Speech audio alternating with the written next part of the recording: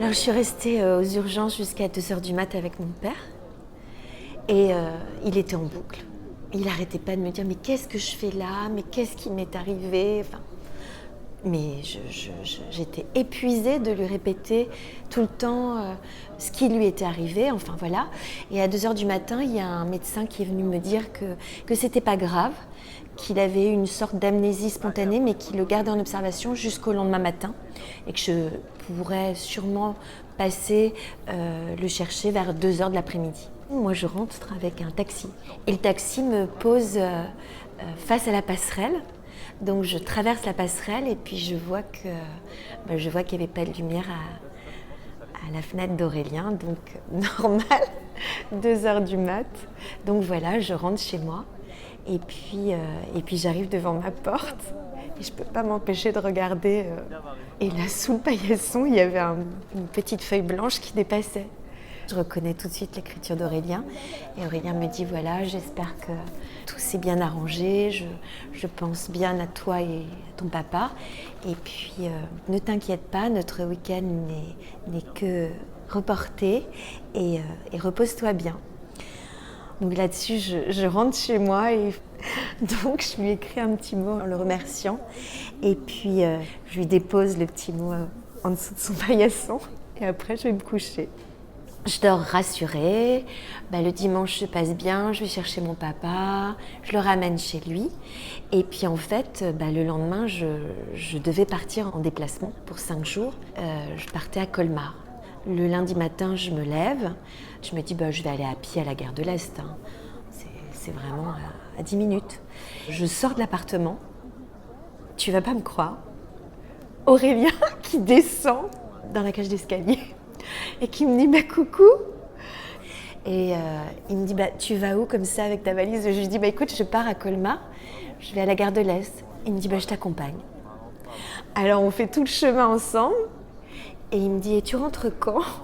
Alors j'ai dit je rentre vendredi dans la soirée et le week-end qu'est-ce qui se passe? Je lui dis je suis tranquille.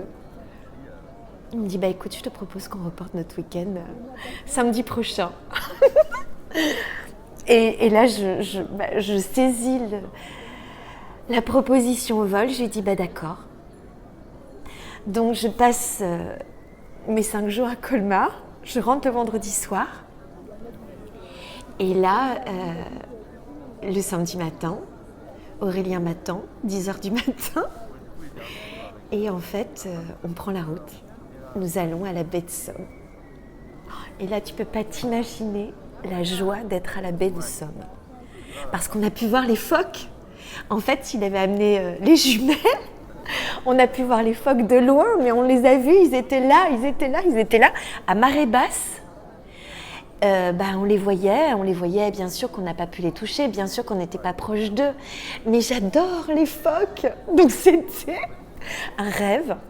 J'ai fait, moi, les phoques, ce sont mes amis. Aurélien a éclaté de rire. Puis moi aussi, du coup. Le soir, on a dormi dans un hôtel. On avait chacun une chambre. Et le lendemain, on a été se baigner. Et on est rentré en début d'après-midi. Alors, je lui dis, écoute, je repars demain pour 5 jours à Nancy. Je sais pas ce qu'il m'a pris, hein. Je me suis lâchée totale. Je lui dis, et le week-end prochain, qu'est-ce que tu fais? Il éclate de rire, il me dit, rien. Écoute, c'est à mon tour de t'inviter. Mais cette fois, je te dis où on va. J'ai envie de t'inviter en Bretagne. Ma maman a une petite maison là-bas. Il me dit, d'accord. Et en fait, sur place, j'ai des vélos. Alors du coup, on a fait toute la côte du Granit Rose à vélo. Et tu sais, c'est d'une beauté là-bas. C'est un paysage lunaire. Il ne connaissait pas. Donc j'étais enchantée de lui faire découvrir cette région. Et puis, le soir, on est rentré à la maison. Et puis, écoute, voilà, on a fait un feu de cheminée. Et Et puis en fait, il faisait pas très très chaud dans la maison malgré le feu de cheminée. Donc voilà, on s'est réchauffé mutuellement.